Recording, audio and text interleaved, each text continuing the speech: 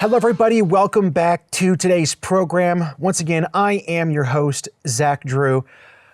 Listen, I'm going to jump right into it because this is a big story, and it's very prophetic. I feel like, once again, like God is in so much lately. It's just bizarre. Everything that we feel connected to with this ministry, the things that we've been doing, and then recently a new executive order tied to psychedelic drugs is opening the door right now.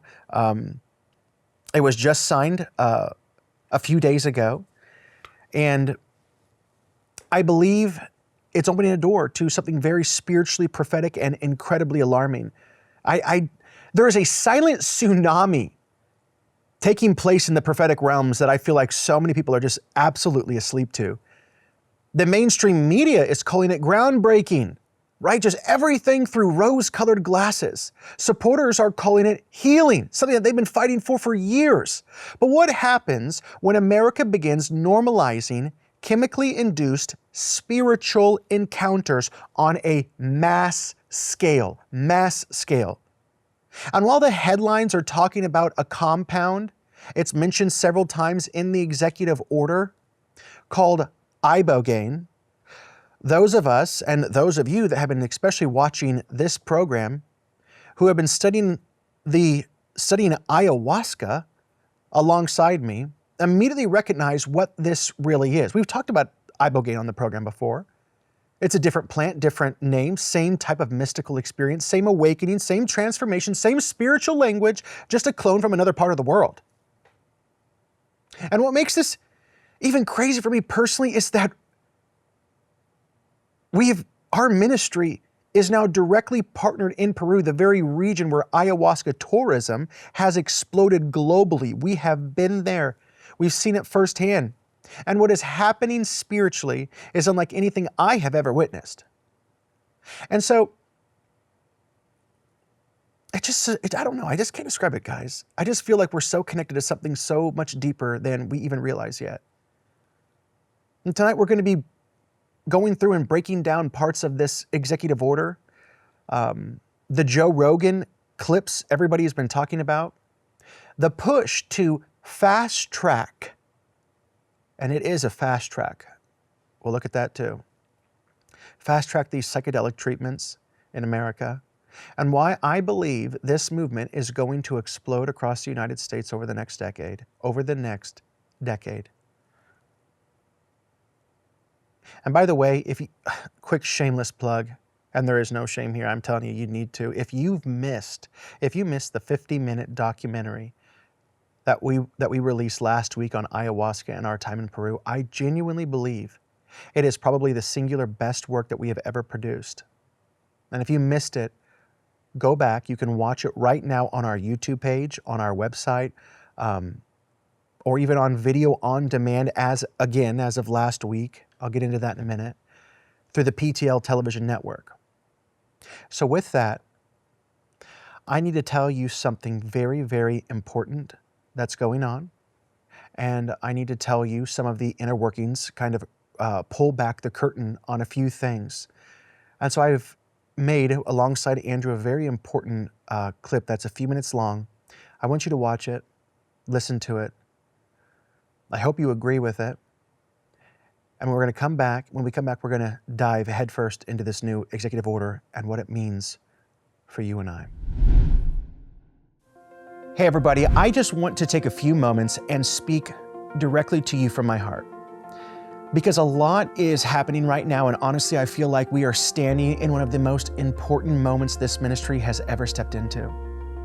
So now, many of you know, earlier this year, actually it was in the very last part of 2025, we raised $120,000 to help sustain 2 years of major ministry expansion, bringing on full-time help behind the scenes, launching new shows, producing documentaries, investigations, and carrying the growing costs that come with building this ministry aggressively.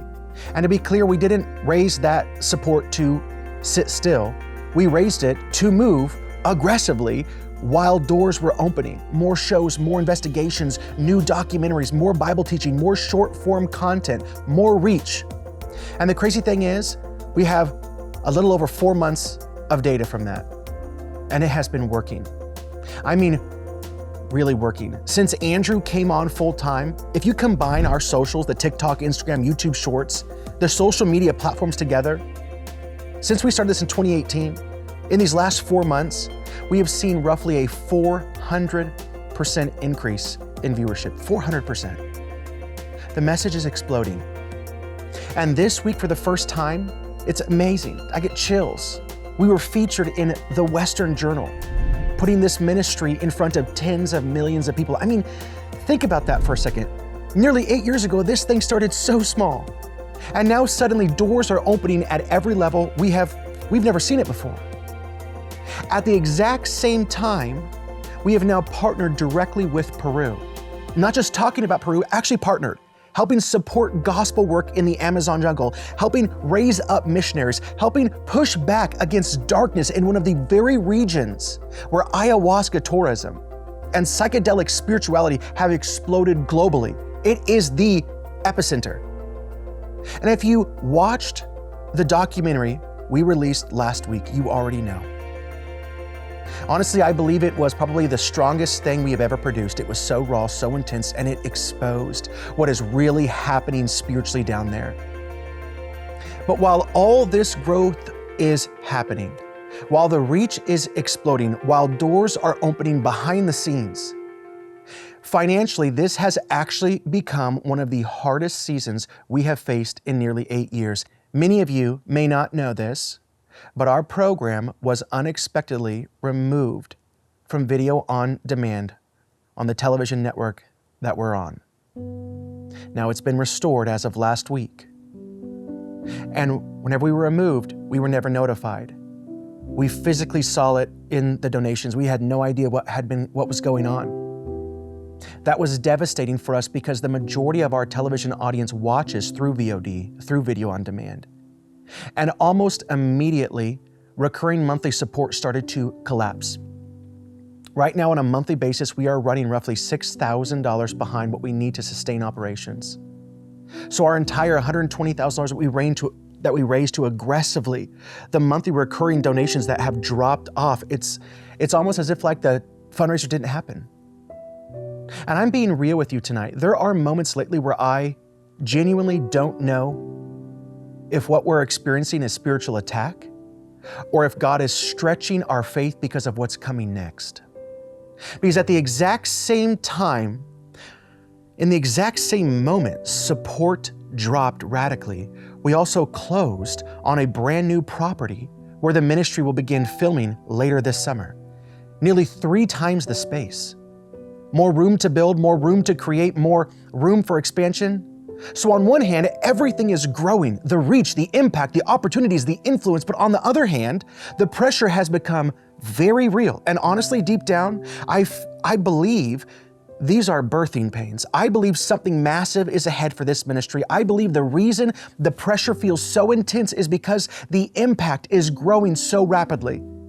And that's why tonight I'm asking very directly, if this ministry has impacted your life, if these programs strengthen your faith, if you believe this voice matters in a culture becoming darker and more deceptive by the day, would you prayerfully consider becoming a monthly partner? Because monthly partners are what keep this ministry alive month after month. They allow us to keep exposing darkness, keep producing documentaries, keep reaching tens and tens of thousands of people, to keep traveling, to keep investigating, to keep preaching the gospel. And right now, we truly need people to stand with us. You can support the ministry right now on our website. And from the bottom of my heart, I want to say thank you. Thank you. Thank you to every single person who has prayed for us, who has supported us, who has shared our videos, and helped us keep pushing forward all these years. Thank you. I hope that video spoke to you guys. We really are in a very interesting spiritual position here at IGBY International Ministries. And I do hope that you partner with us and that you become a monthly recurring partner. Listen, I'm going to dive right into it. Go ahead, Andrew, and put the headline on the screen. What to know, this is Time Magazine, and we're going to go to the official, briefly, the official executive order. What to know about Trump's new executive order on psychedelic drugs. So on April 18th, President Donald Trump signed an executive order intended to accelerate the development of psychedelic drugs as medical treatments. The order calls for the Food and Drug Administration, the FDA, to give expedited consideration to psychedelics that meet certain criteria. Here is the executive order from whitehouse.gov. I want to read just a quick paragraph or two from here. Accelerating medical treatments for serious mental illness. Psychedelic drugs, this comes from the Oval Office. Psychedelic drugs, including Ibogaine compounds, show potential in clinical studies to address serious mental illnesses for patients whose conditions persist after completing standard therapy.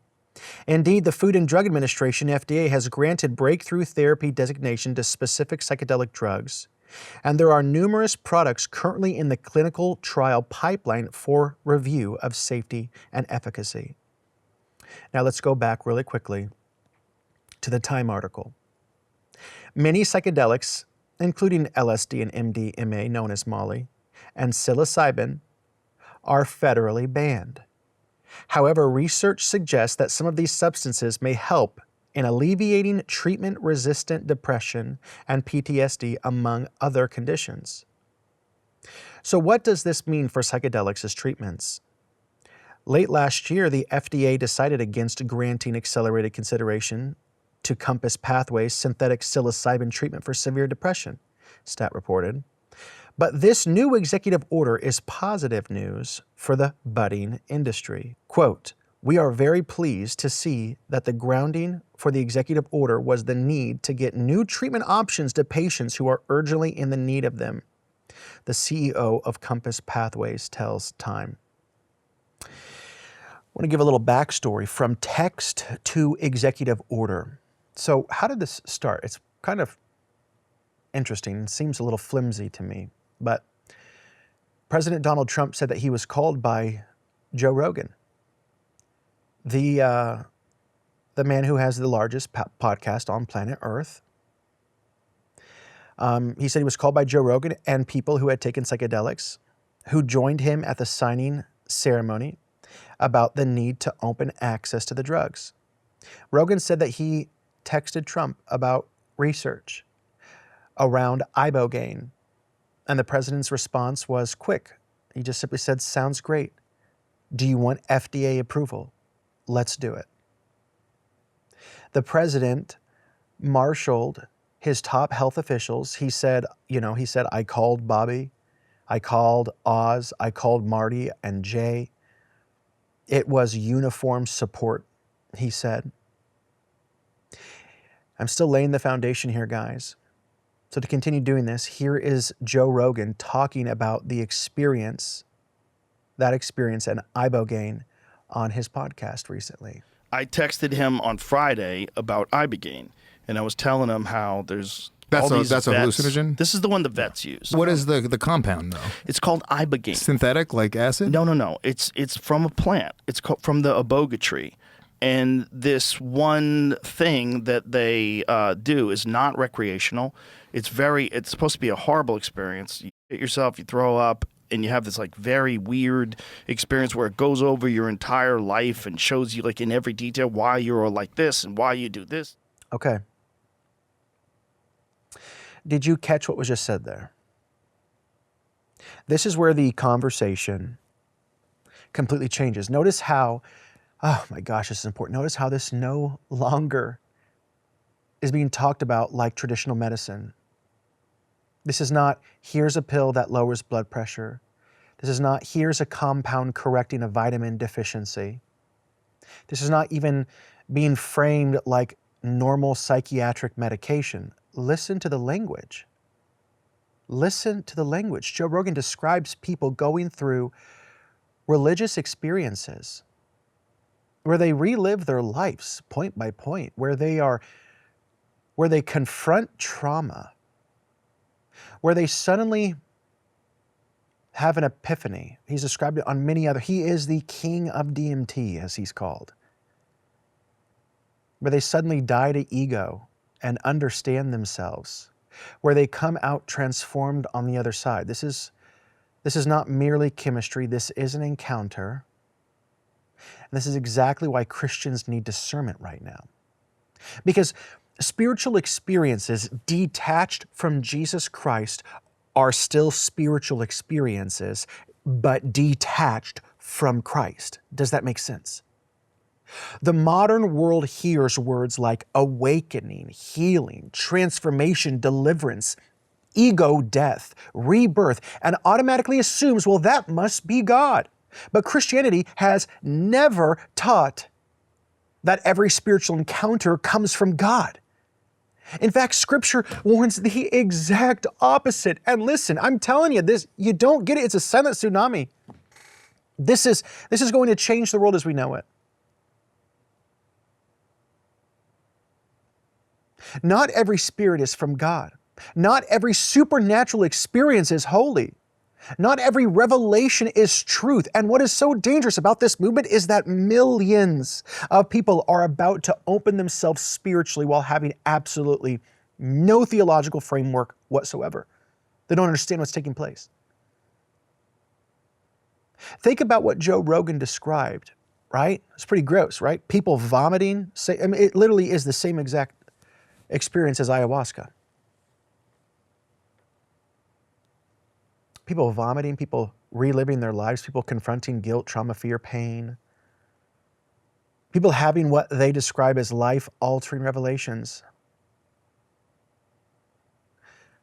That sounds far less like modern medicine. It sounds exactly like ancient spiritual ritual. And that is exactly what ayahuasca and Ibogaine ceremonies have always been. Always, always been, always, always, always been ancient spiritual rituals. And the FDA is fast-tracking this so that millions of people can consume it. That is why the executive order matters so much. And I get it. I'm not saying that this decision was made in an evil manner. It was made with good intentions. Well, it helps the veterans. I understand.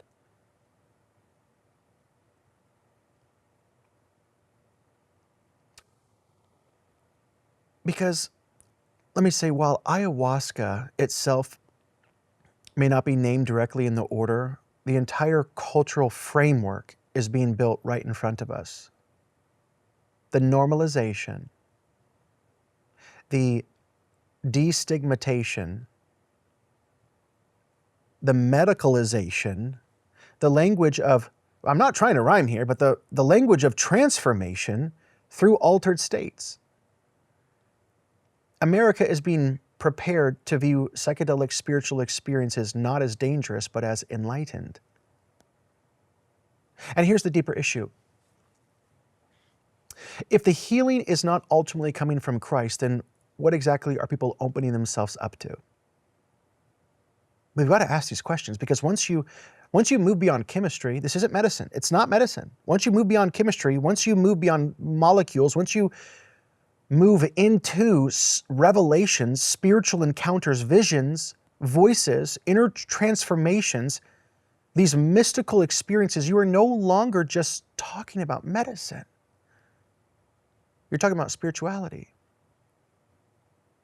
And I want to play one more clip. What you're about to hear next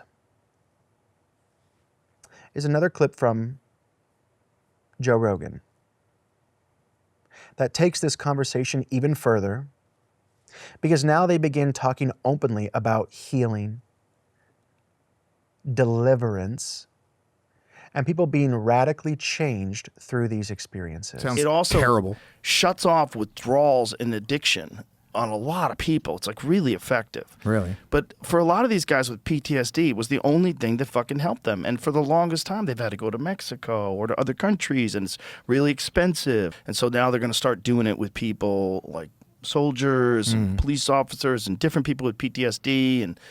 And, you know, just people with just general depression. And all sorts of addictions, not just like opiates, but alcohol, gambling, all sorts of shit. Yeah. And I told them about it. And Have you ever I told done them no, but I had these guys on the podcast, and I know so many people that have done it, particularly soldiers that have done it, and people that, with opiate, like my friend Ed. And I told them about it. I said how effective it is, and I said, you know, and it's been held up for so long.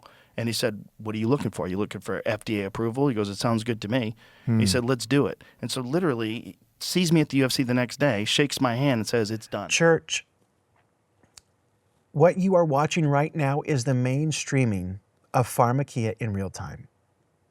America is about to normalize chemically induced spiritual encounters on a mass scale. And most people will celebrate it because it comes disguised as healing. And that is how deception always enters, not looking evil. That's why I said I understand it on paper. I get why this administration would do it on paper. It looks compassionate. We're helping veterans. We're helping addicts. We're helping the depressed.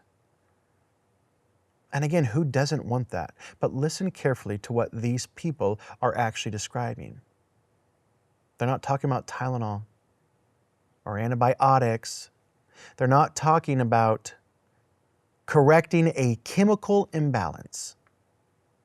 They are describing encounters, life reviews, spiritual revelations, feelings of oneness. Like I've said before, and I think it's important because it just mirrors the salvation experience to dying to self and living for Christ. But they call it dying to ego and just being rebirthed. They both talk about deliverance. We both have transformation. These are religious experiences. And that's why they come away believing in God, just not the God of the Bible. They come away believing in spirituality. Oftentimes they're swept away in New Age philosophy. And like I said, I mean, it's terrifying that many of these people really do come out changed. That is why this movement is going to explode across America, because people are going to testify. They're going to give their testimony.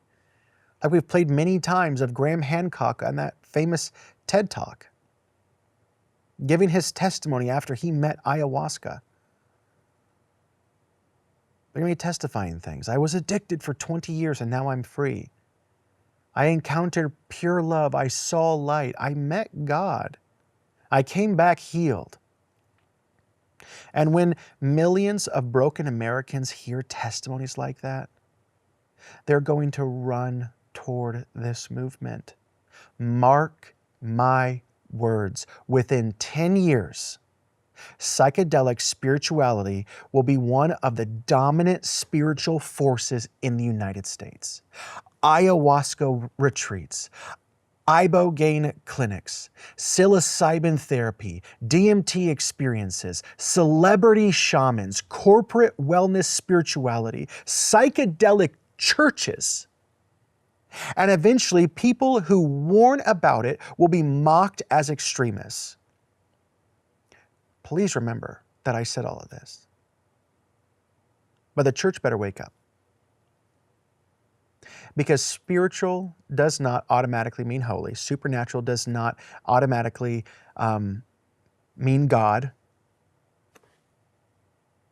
The Egyptian magicians in Exodus had power too. And Satan has always counterfeited what belongs to God. Counterfeit peace, counterfeit enlightenment, counterfeit healing, deliverance, spirituality. This is why it's so dangerous, because once a person believes they encountered healing through the experience, they stop searching for Christ. Why seek the cross when the ceremony already gave them a spiritual encounter? Why repent when the shaman already told them they were enlightened? Why surrender to God when the molecule already made them feel transcendent? This is not medicine. This is the construction of a new American spirituality, a spirituality without repentance, without holiness, without Jesus Christ, and America is about to consume it by the millions.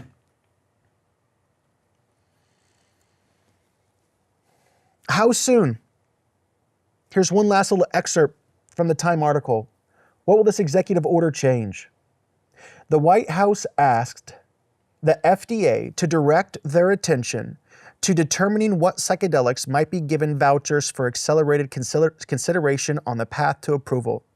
The manufacturers of these substances would have the option of having their dossiers of supporting evidence examined by regulators within 1 or 2 decades? Years? Nope. Months, rather than 6 to 12 months, more typical of the FDA approval process. 1 to 2 months. Some of these will be given the expedited process for consideration. That special little 5-minute video we made in the beginning, I hope you see how like all of this is connected. God is doing something. We are watchmen. IGBY International Ministry, we are watchmen on the wall. And ultimately, this is, I believe, one of the reasons why we are in Peru. That is why we are raising up missionaries in the middle of the Amazon jungle. That is why we partnered with local pastors. That is why we are helping build an institute to train leaders and evangelists in one of the darkest spiritual regions on earth. Because while America is moving deeper into psychedelic spirituality, the gospel of Jesus Christ still sets people free for real. For real. Not counterfeit freedom. For real. Not chemically induced transcendence or temporary spiritual encounters. Real freedom through Jesus Christ. And church, I believe with everything in me, what is happening in Peru today is eventually coming to America on a scale we have never seen before. The ceremonies, the shamans, the spiritual language, the healing journeys, the mystical encounters, the altered states being sold as enlightenment. This is why this work matters. This is why the mission matters.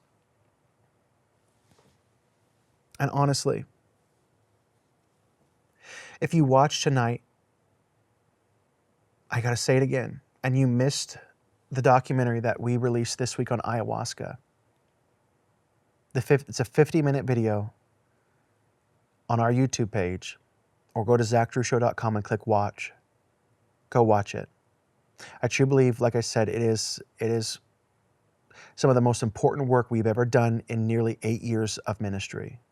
You can find it on, like I said, YouTube page, on our website, or video on demand through the PTL television network. And if you believe in what we are doing, if you believe this message needs to keep reaching people, I would ask you to please prayerfully consider becoming a monthly partner with this ministry. Because we are not slowing down. Not now. Not when the darkness is becoming this obvious. Hey, I really love you guys. I really do. And I'm so appreciative of you. We'll see you all next week.